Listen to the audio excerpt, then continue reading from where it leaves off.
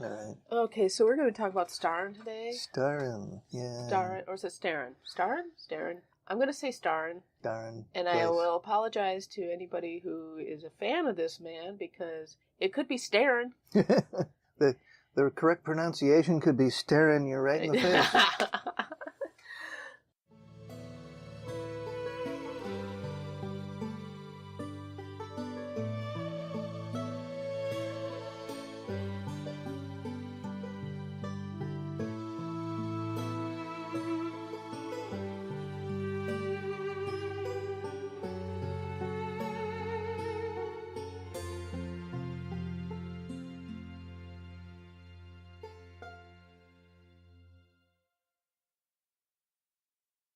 And welcome to Unearthly Hello again. Upstate. Hello. Hello again to Unearthly Upstate. My name's Matthew Manette. And I'm Mari Manette. Those of you who are not familiar with the show, the Unearthly Upstate is a show in which we discuss ghost stories, folk tales, and urban legends. Mm-hmm. But we discuss more of the real history behind such stories. And we only concentrate in upstate New York. Absolutely. None of that downstate stuff. Yeah. That's already covered. And unfortunately, in the first show, we have to go visit downstate. Of course. Yes.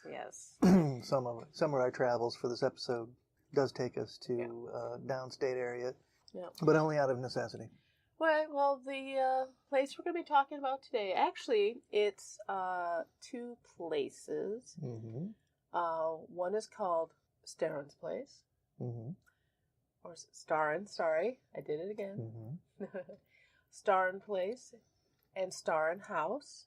Yep. It may even include with Starin House the Starin Opera House. Right. So we have three places named Starin. They're all in the same town of Fultonville, New York. Mm-hmm. So we're going to have an interesting discussion on why all three places have that name. Yep. Yeah, okay. And I'll start off. Okay. All right. Off Interstate 90, not far from the banks of the Mohawk River, stands a red brick, green, trimmed mansion with the surrounding land groomed for gardens, peacocks, and fountains. It's not a derelict or scary-looking building. Instead, it's quite warm and inviting. Currently owned by the Fort Royal Foundation, the mansion was home to one of New York's lesser-known but very interesting politician and businessman. And down the road in Fultonville stands an old opera house and a hotel. These buildings also share the same name. Recently, efforts have been put underway to save these grand reminders of a time when they were the center of the entertainment of the town. As for ghosts that haunt the mansion, staffs have reported noises, cold spots, shadows, and movements in the house and servant quarters. No reports of anything frightening, but just odd occurrences. Knowing that the man built the place, it would be strange if anything terrifying happened there. I could find no reports of ghosts in the hotel nor the opera house, but not that there couldn't be. In the Gloversville Daily Leader, September 4th, 1903, a suicide by laudanum was reported. The article contained the ominous sentence, It's a strange coincidence that only a week ago, another Fultonville resident attempted to take his life in the same room, number 7. Yes. Yeah, all right. So we got, was the first person unsuccessful in their attempt to top themselves via laudanum? I couldn't find the first suicide they talked about in that article. I looked in my favorite resources, which is New York State historical newspapers. Mm. But I did find that article about took the laudanum route. Took the laudanum route. All right. And basically, to give you a little more background before we get into the heart of this, the gentleman had checked himself into the hotel, but strangely, nobody checked on the room for a few days. So when the key was given to another guest and he couldn't get the door open, they had to call the manager, and the manager got the door open, and they found the body of the man who took the laudanum. And who had been very despondent, and he apparently had been in there for a few days, and there pretty much was an open shut case. He was sitting on the floor, with his back against the wall, the bottle by his side, and he was already starting to smell. So Oof. Yeah. But, Okay, but it says attempted to take his life. No, he did. Now, the second one, the one that Mm-hmm. was reported in the newspaper, yes, he did. It was also his obituary. Oh, So, okay. but they made a big deal of the fact he took the laudanum route, which I Laudanum thought was route. an interesting title. Like the coward's way out. Well, The laudanum route. He just took the bottle and OD'd is what he did. I mean, Yeah. it was quite the problem back then. So, and the place he did it was called Starin Home, and the mansion is actually called Starin Place. Mm-hmm. Okay, so who's this Starin, right? Why is his name on all these buildings? And what the heck does it have to do with theme parks? Oh, yes. Now there's a very little good wrench questions. I threw into you for you. What does Starin have to do with theme park? So John H. Starin was born to a prominent family near Fultonville. Okay, not to be confused with Fulton. Mm-hmm. Okay, Fultonville, Two New York. towns, folks. Yes, in 1825, and he studied medicine and returned to Fultonville to work as a drug clerk. Okay, a pharmacist. Basically, yes, yeah. With his brother Delancey. And after establishing his own business and becoming a postmaster of Fultonville, he then left for New York City in 1856. Mm-hmm. And while in New York City, he switched careers and began to work on freight. Mm-hmm. He started a freight company, the Starin City River and Harbor Transportation Corporation. Does anybody does that ring a bell with anybody out there? Okay, and this was during the Civil War. Right. And his company assisted in moving ordnance, military stores, and general commissary supplies throughout the cities of Brooklyn and New York during the war. And this company expanded into maritime freight. At which point he got the title Commodore. Oh, which is interesting. Right. Yes. Okay. In 1877, he was elected to Congress, serving 2 terms. Then he became president of the Fultonville National Bank. Mm-hmm. Busy guy. That's for sure. Busy guy. Well, while he was serving in Congress, Starin bought a group of 5 islands off New York City. He opened an amusement park on these islands. Now, when we think amusement parks, we think of a lot of rides. Yeah, the midway down at the state park, right? Yeah, exactly. All the rides, the fun houses. And the fun houses. Yeah, there was some of that here. But this was based on European theme parks. So think more like a storybook land. Think more like, well, if you go to Disney World, you have the different sections, you know. But that's what he was doing with this park, is like each island was its own theme. Okay. So he opened the amusement park on these islands. He called Starin's Glen Island. It was the United States' first theme park. The islands were connected by causeways and bridges, and each island was themed to reflect a major culture. Attractions to the island included a zoo, which had monkeys, lions, elephants, and trained seals, a natural history museum, which had mummies, Native American relics, the first fire engine used in New York State, meteors, and a stuffed white whale. Meteors? Yeah. Oh, no. A German beer garden housed inside a Rhine-style German castle. Oh, that sounds delicious. A Dutch mill, an aviary, bathing beaches, large pavilions, bridle paths, and a miniature steam train. Not so big on the bathing beaches. No, but it's interesting. There's part of the park that still exists, and it happens to be the castle. Yeah, there is. You can't find much left of the park, but the castle's still there. Of course.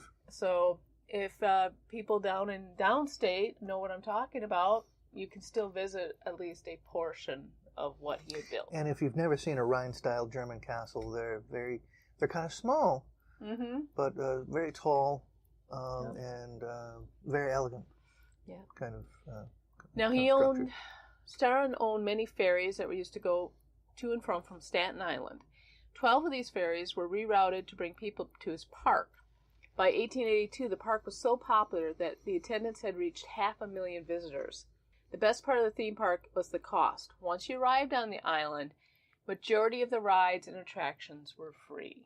So it basically would cost you a ferry ride to go there. You'd know up front which areas you could go for free then. Yeah. Pay the toll on the ferry to get to the islands and then go around to the free stuff. So here we have this guy He was a senator. Yeah. Well, even while he was a senator, he's got his hands in all these little businesses. I know. Very busy. Very successful businesses. I mean, he's running freight.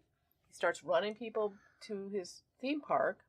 Yeah, we're talking a time span of 1856 to 1877. Yeah. From the time when he left Fultonville for New York City to the time when he was elected to Congress. Yeah. So, and served 2 terms. Wow. So not only was he in a lot of things, and he starts rubbing shoulders with people, that have gotten the name the robber barons. Yeah, yeah, right, exactly. Even though he's rubbing shoulders with them in society, I don't think his heart was ever where they were. Yes, he was making money, but as you notice, he makes his theme park, and then he makes it free. And then you go up to Fultonville. He's building his estate in Fultonville. 600 acres of land. He was raising horses to be used in harness racing. A harness ring was actually on the property, so these were horses to be raced on his property. Yeah, and wasn't that horse breed a Norman horse? Norman horse, but I couldn't tell if that was the name of the breed or where the stock it came from. So I looked up. Cattle on the estate included the Aldernary, I think that's how it's pronounced, Aldernary, which is now an extinct breed of cattle, by the way. Wow. The Durham, the Devon, the Ayrshire, the Kerry, and many others. He also had buffalo, elk, trout, pigs, a lot of fowl, including the peacocks. Yeah, gotta have peacocks. So he was building not only a beautiful mansion, but basically another theme park, but this time more private, he had the animals and everything. It also had a children's cottage, an aviary, again, 2 ponds, a zoo, and an apple orchard. And then, of course, an oval for horse racing. Yep, the horse racing, for the harness racing, yes. So now his name is pretty much attached to, I would say, entertainment. Even he's still running the transport business at this point. He's got his theme park, very successful theme park down in New York City. And up in Fultonville, his estate and the hotel he opened, which included an opera house. Maybe I should clarify what we mean by opera house. This isn't... Okay, you may be bringing up image of your head of someplace where you would go see an opera. No. Think of it more like the Grand Ole Opry. It's a much more relaxed place. It was like a ballroom, which you could adjust the seats to people who watch concerts. It was just a big, wide, open area that were large entertainment venue, basically was. Yeah, okay. So that's why I would say think of it more like the Grand Ole Opry and not so much like an opera house where you'd go see the Fledermaus, Where you have, tiered seats and you've got booths to the side. Yeah. Well, it probably had that. For 3 stories. It was, you got to consider this is Fultonville, but the canal was very busy right then. So you would have people stopping there on their trip across the Erie Canal, and they would stop in for entertainment, or they would come to Fultonville for the entertainment. His private place and his 2 public places became quite well popular. His visitors included Ulysses S. Grant and Chester Arthur. Although there's no proof that they stayed at his home, they more likely stayed at the hotel.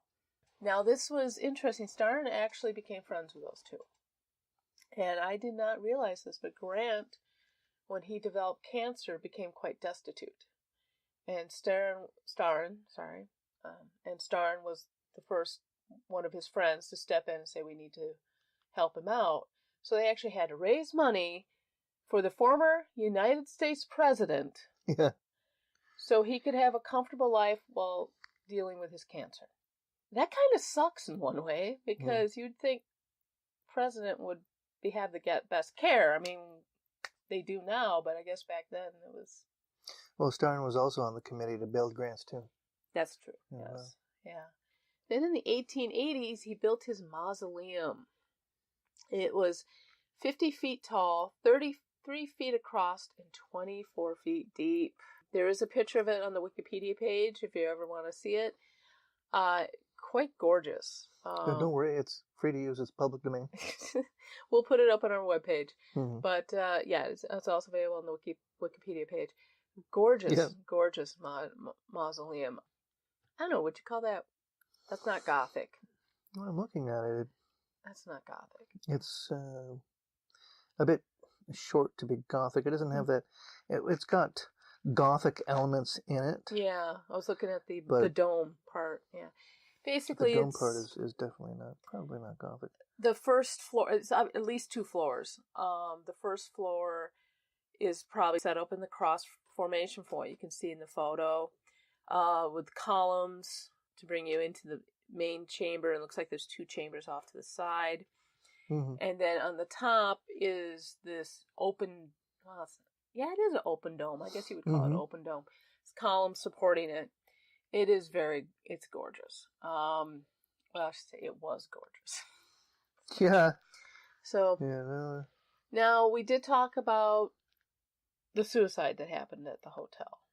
But that was unusual. That's why it made the paper. I mean, there was another one where a man disappeared after spending the night drinking there, and he was found in the canal. Ooh, yeah. But for the most part, you would get newspaper articles like this one. This is from the Gloversville Daily Leader, February 20th, 1894. A jolly outing. 100 ladies and gentlemen enjoy a visit to Fultonville. A special train left Gloversville at 8:15 o'clock last evening and conveyed a jolly party of 47 couples to Fultonville, where the ballroom of the Starin house was captured and converted into a festive scene until an early hour this morning. The Gloversville party was accompanied by the Concordia Orchestra, and at Fultonville they were joined by a few friends residing in that village, making the total number present in the ballroom about 100 people. The orchestra furnished its finest selections for the dancers. Supper was served from 11 to 1 o'clock, and the Gloversville party returned home at 4 o'clock this morning, thoroughly delighted with the success of their outing and pleasures of the night. So you can see why it was big up there. This guy brought a lot of joy to people, would you say? This Gloversville party was a kind of a regular thing. Not really. That would occur. As I looked in the newspapers, it was kind of unusual, probably for the size. Mm-hmm. It was interesting. His name appeared a lot in the local newspaper when it came to his animals. Constantly winning best breed, hosting shows with the horses and the cows. So right now, this is a pretty cool dude. I gotta say, he's making money. He's definitely making money. Mm-hmm. He's one of the wealthy people, mm-hmm. but yet he doesn't seem interested in money yet. He seems more interested in entertaining people. Yeah, this certainly does seem to be the case. Yeah, with all the accounts. Yes, but it can't last forever. No, of course not. No. In 1904, tragedy struck. Dun, dun.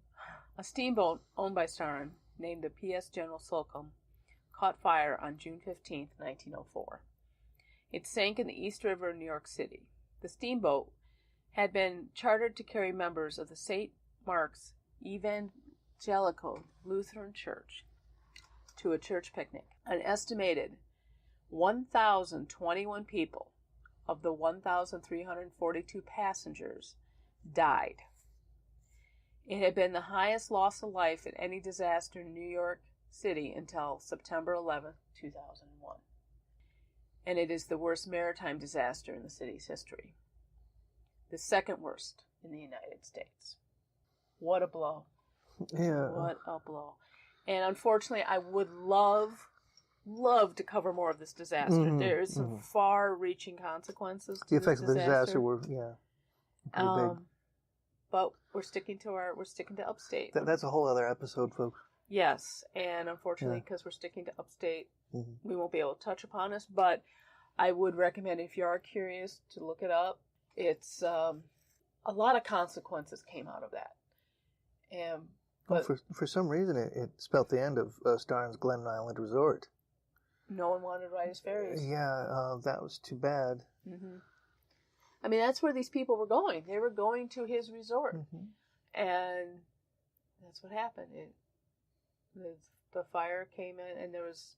Lost face like that. Yeah, very quickly. And then a few short years later, Starin himself passed away in New York City. But he was brought up to Fultonville and interned in his mausoleum. The ownership and care of the mausoleum was left to the Starin Benevolent and Industrial Association, which unfortunately for him, even though he passed away, probably wouldn't care, but still, unfortunately, they only lasted a few short years, ceasing operation in 1917, and now nobody was there to take care of the mausoleum.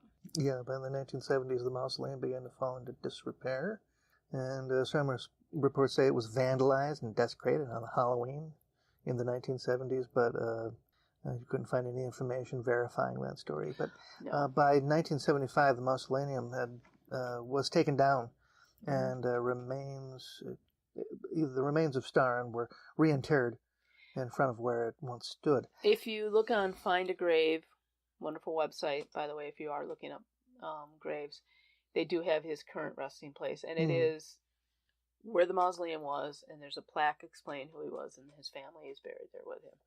So he's still where he was. It's just he doesn't have this grand marble mausoleum this surrounding him. mortar and bricks mausoleum, complete with colonnade and all. And I guess what we got to remember about him is he never earned the title robber baron. Mm-hmm. So many of his contemporaries were very content with underdealing, exploiting labor, and doing whatever they could to get rich. We're talking Tammany Hall stuff. Yeah, exploiting the politics as well. Even though he had friends, oh my gosh, Chester A. Arthur and Grant were his buddies. Yeah. You know? But and he was a politician, but yet you don't hear of him moving in a lot of the same circles, you know. He was probably one of the few, he was heavily involved in the local Republican Party up in Fultonville. Mm-hmm.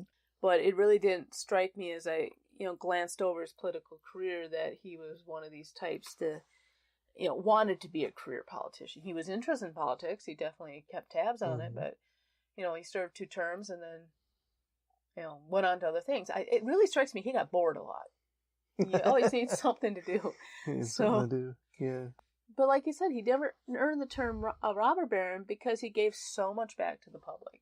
Mm-hmm. There's some great examples. Well, he actually earned the name St. Nicholas because he would give so much back. A good example was veterans. You had to pay to ride the ferries to go to the park. If you were a veteran, Civil War veteran, maybe even War of 1812 veteran,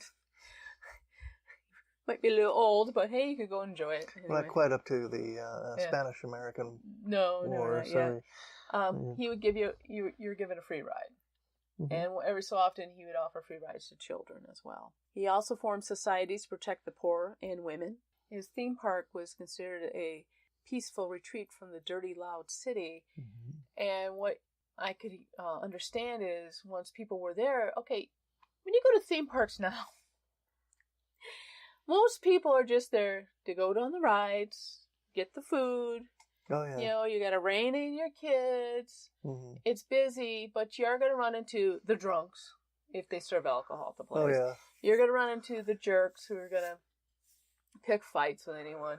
Oh, for sure. From what I understand, that was not a problem at his park. It was like as soon as people got off the ferry, they knew they had to behave a certain way while they were at the park. I remember the first do we went to out in Clinton Square in Syracuse. Oh, my God, yeah. First thing that happened is I got accosted by some drunk guy. I don't know. Yeah. Drunkenly lashing out at me. Nobody could understand what he was saying. I'm like, what the hell are you? Yeah. Who are you? And everybody's watching him, and then he finally stumbled away. It was like one of those, okay, whatever. But yeah, things like that didn't happen. Even though he had the beer garden, it didn't seem like people, left the beer garden so inebriated they had to be. Well, wasn't there a separate island for the Rhine Castle? And that's where the beer garden was? And, well, yeah, that's where the drunks stayed. They had their own freaking island. To get drunk and stagger around. Well, what do you think? Do you think he's haunting those places, or? Well, what about the accounts of Starin and his presence as a ghost He on doesn't his own seem to be property? too much of a problem. Okay. It How just, is he described by the people who see him? well, like I said, they just hear sounds. They might Mm-hmm. see a shadow. Nothing mean. Mm-hmm. Nobody feels scared. I mean, I come across reports that someone sees a shadow. They're like, oh my God, it was so scary. In this case, it's more Right. like, oh, he was on the stairs. Uh-huh. It's like, They felt something cold yeah, go by, but he doesn't seem to be mean at all. So just like he was in life, he doesn't seem to want to bother would that make anybody. Starin a sort of caretaker ghost? Probably, yeah. I mean, his place is now taken over by the Fort Royal. They're doing a wonderful job of protecting it and refurbishing it. Most of the land has been sold off, but they still have a good portion of it. Mm-hmm. And quite recently, I don't think I have it in this report, but it was, I think, last year, the Hotel and the Opera House. This was in the Recorder News, September 16, 2018. The Starin Hotel and Opera House may see preservation efforts. Officers of the Preservation League of New York State recently toured the Starin House and the Starin Opera House in Fultonville as a part of the 7 to Save initiative. So basically, what this is they go around, from what I understand, somebody may correct me on this, they go around, make a choice of a few places a year. And in 2018, they had decided that they were going to protect the opera houses in the state. Mm-hmm. This was a good example of one that should be saved. There's a lot of history there. We don't have proof that Grant or Chester Arthur stayed there. And man, if they could find proof, boom, it would be very easy to save those places. Mm-hmm. But it's a good example of what people would come to expect for accommodations and entertainment, especially off the Erie Canal. But the thing about this Starin's story is that on the Ghost Trope game, Mm-hmm. it ticks at least 3 or 4 boxes here. We got cold spots and noises and shadows. You're traveling up the canal, make a stop there, take a break, take in a show, enjoy a good meal, Right. Get back on your canal boat the next day and keep going. Yeah, exactly. Maybe your next stop will be Syracuse.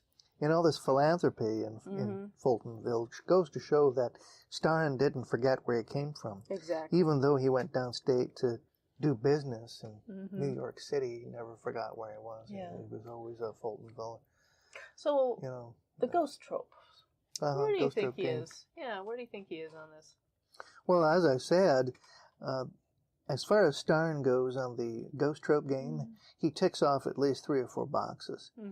Because we've got cold spots and noises and shadows, that sort of thing.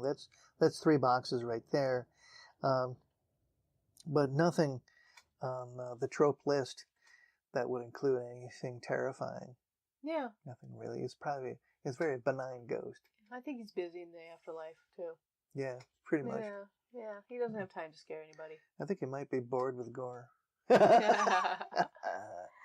Yeah, he's resting maybe finally. Really, no just kidding. Enjoying himself. If you would like to see the Starin place, best bet is to check out the Fort Royal online. It's fortroyal.org, and you can see the wonderful restoration efforts that they've done. It's actually pretty much the labor of love of one woman. So if you think it's someplace you'd like to visit, check out their website, and maybe you can go down there and check it out. It was a nice little thing to stumble upon on my leads. Oh, absolutely. I would never. It's a nice light one. I would never expected, somebody from upstate to be so influential downstate and in Washington politics, and yet, he was just a country boy at heart. You think about it. Although, he had his cattle and he had his horses. He also has peacocks in this. Right, exactly. And usually when you're talking about ghosts and hauntings, there's usually a motivation behind it. And when it comes to the tropes, he doesn't really have a reason to go haunting. Honestly, he's got a pretty complete life there. Well, producer Lloyd is sticking his paws under the door, so I think we have to wrap up. And yes, he just walked into the office to pass on a memo off. He'll be on his way soon. All right, so, well, that is the story of Starin's place, Starin's home. And the end of episode 2, season 1 of Unearthly Upstate. So I hope you guys have been finding them interesting. If you are, please tell other people about them. The more people we get listening to this, the better. Please like, share, subscribe. All that. Do all that. So. Yes. And thank you for listening to our ghastly podcast. Thank you. And Lloyd thanks you too. Have a good night. Bye. Thank you for listening to Unearthly Upstate. You can find us on Facebook, Twitter, Instagram, YouTube, Patreon, and on our webpage. We are on iTunes, Spotify, Spreaker, Stitcher, Podbean, and Google Podcasts. Please like, share, and review, and if you really like us, tell your friends. Unearthly Upstate is an Animated Lyre Media production. The show is produced by Matt and Mari Manette, with purring provided by Honey and Lloyd. Research and writing done by Mari Manette. Music is by Kevin MacLeod, licensed under Creative Commons by Attribution 3.0 license. Unless stated otherwise in the episode, the places mentioned in the broadcast have not paid or contacted us for any type of promotion. And please check out our webpage for full credit and sources for the episodes.